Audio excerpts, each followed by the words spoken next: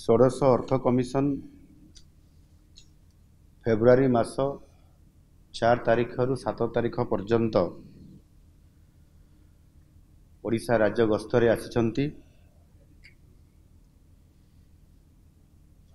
विशेष करिकी ओडिशा राज्यर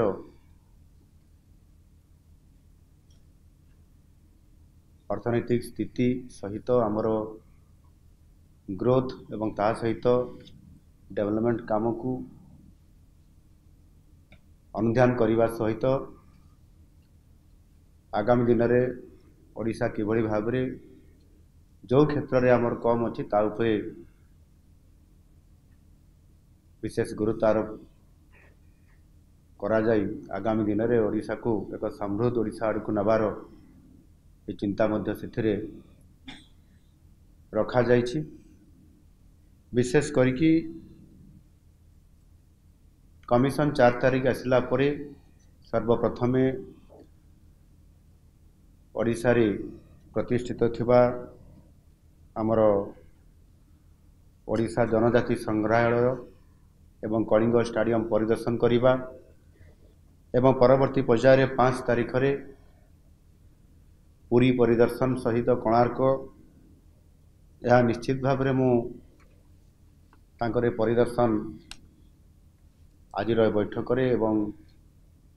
समान को बहुत सुखी कराई पारिछि। ये अनुभव आज तांकर बैठक रु अनुभव हैला। विशेष करिकी आज आमे कमिशन को सहित जो आमर आलोचना हला ये बैठक रे राज्यर विभिन्न आर्थिक दिग प्रति और यार गठनमूलक उपरे विशेष भाव में गुरुत्व आरोप करा जाइछि। सेथिरे विकासमूलक आवश्यकता को एवं से अनुसार तार आर्थिक क्षमता एवं प्रस्तावित आर्थिक हस्तांतर व्यवस्था संपर्क में कमिशन का सहित डिटेल आलोचना होइछि एवं कमिशन का सम्मुख में मध्य आमे किछि ओडिशार विकास को त्वरान्वित करने पाई आमे किछि प्रस्ताव तांको पाखरे आमे रखिछु एवं आमर आशा अछि जे आगामी 2026-2031 जो ये पंचवार्षिक योजना माध्यम रे यह प्रतिफलित हबो एवं निश्चित भाव में ताकू आधार करी आमर कमिशन उपरे जो आमे दाबी रखिछु ता उपरे किछि प्रमुख बिंदु भी आमे रखिछु सा उपरे मध्य मु जस्ट किछि आप पाखरे मु कहया पई चाहे। विशेष करिकी केंद्र सरकारंकर जो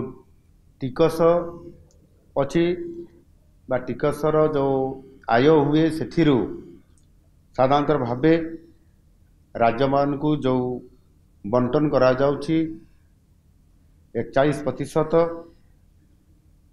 41% रु किभली भाव में यह 50% को वृद्धि पाइब आ सेथिपाई आज आमे कमिशन पाखरे आमर दाबी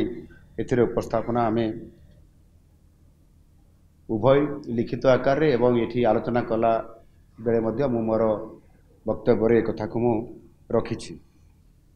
एवं विशेष करिकी केंद्र सरकार टिकेस आयर जो अंश राज्य मान को बंटन करा जाय थाए राज्य मान मध्य रे एक निर्धारित सूत्र आधार रे बंटा जाए जो ओडिशार भाग 4.528% ओडिशा पाई थाए। यही ओडिशार भाग को तार वृद्धि करने पाई आमे 4.964% को बढ़ाइया पाई आमे दाबी रखिछु। यह करले निश्चित भाव में आमे अधिक आर्थिक सहायता ओडिशा पाई परिबो एवं षोडश अर्थ कमिशन 2026-31 अवधि पाई केंद्र द्वारा आकलन करा जाइथवा मोट राजस्व प्राप्ति GRR ର 2% समस्त ग्रामीण और सहरांचल स्थानीय निकाय संस्था पाई मिलित अनुदान स्थिर करिया पाई मध्य आमे प्रस्ताव देइछु। ये अर्थ आमको प्राप्त होले निश्चित भाव में विशेष करी पंचायत राज एवं जो आमर लोकल अर्बान बॉडीज अच्छी सहरांचल एथिरे आमे गोटे स्वतंत्र भाव में अधिक अनुदान पाई पारिबु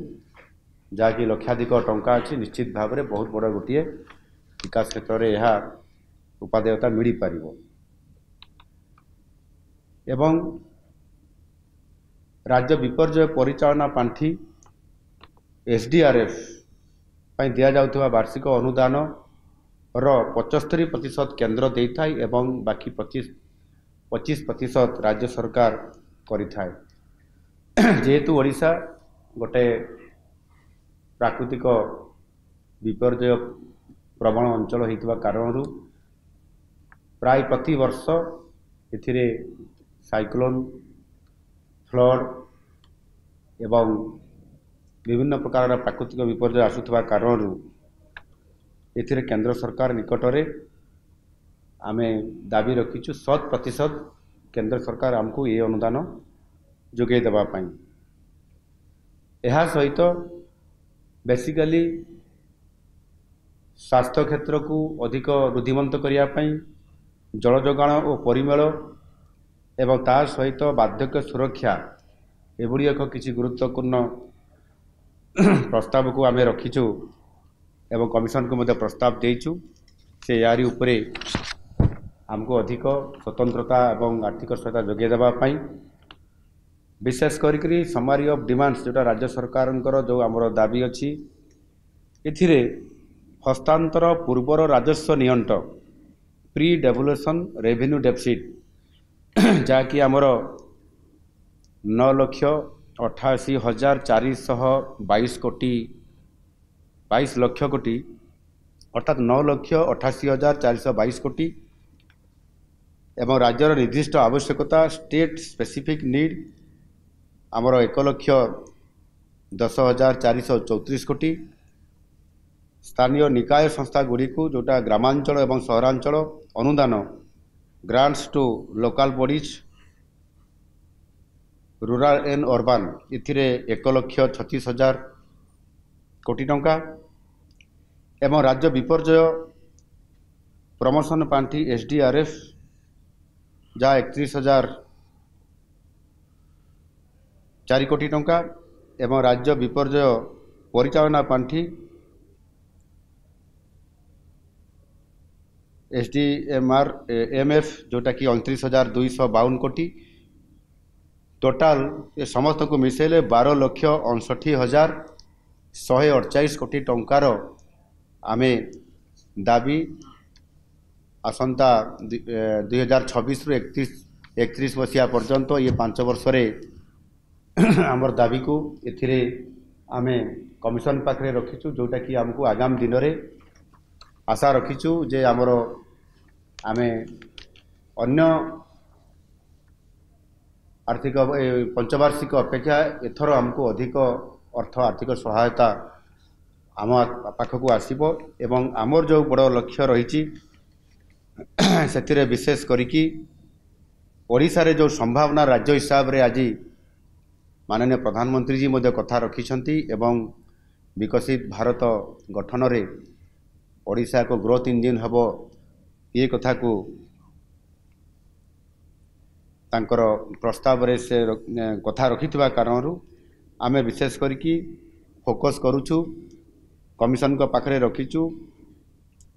अर्बानाइजेशन उपरे जोटा कि शहरीकरण एवं एग्रीकल्चर एंड रूरल डेवलपमेंट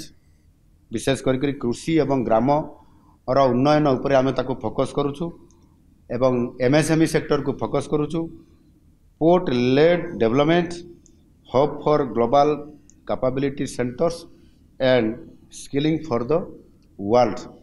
यार ऊपर आमे फोकस रखीचु जहाँफल आमर आज दिन रे जो आमर इकोनॉमिक ग्रोथ जो रेट रे आज आमर चली निश्चित भाव में आमे बहुत भल स्थित रे अच्छु आमर फिस्काल हेल्थ आज जो स्थिति रे अच्छी आमे खुशी व्यक्त अच्छु ये आज आम भारत वर्ष नंबर 1 अच्छु आउ यही रेट्रे एवं ताठार अधिक रेट्रे वृद्धि करी आम आग को जावाई चाहूँ आउ से आम ओडिशार जनसाधारण जो आशा आकांक्षा अच्छी एवं लोकंकर जो स्वप्न अच्छी सरकार जो लक्ष्य अच्छी ताकू निश्चित भाव 4,70,00,000 लोकं को आधार करिकी जो समृद्ध ओडिशा गठन करवा एवं ता सहित विकसित ओडिशा गठन करी नुआ ओडिशा हिसाब रे आमे ताकू जो नेबाई चाहूँ निश्चित भाव आमे आगामी दिन में एक अर्थनैतिक शक्तिशाली भारत वर्षर श्रेष्ठ 5टी राज्य भितर स्थानित होगापाई आमर जो लक्ष्य रही से लक्ष्य पथरे आम आगे निश्चित भाव जावाई जो लक्ष्य रखीचु से 16 फाइनान्स कमिशन ऑफ इंडिया ताको पाखरे आमर जो आमर आर्थिक सहायता ओडिशा को स्वतंत्र भाव फोकस करिकी ओडिशा को सहायता देवाई जो आम प्रस्ताव रखीचु अनुरोध रखीचु मु आशा करी निश्चित भाव एथर आम अधिक सहायता पाइपरबु एवं ओडिशा को एक समृद्ध ओडिशा गठन करने आम से प्रकार आज आलोचन सकारात्मक आलोचन ये सफलता मिलियो बोली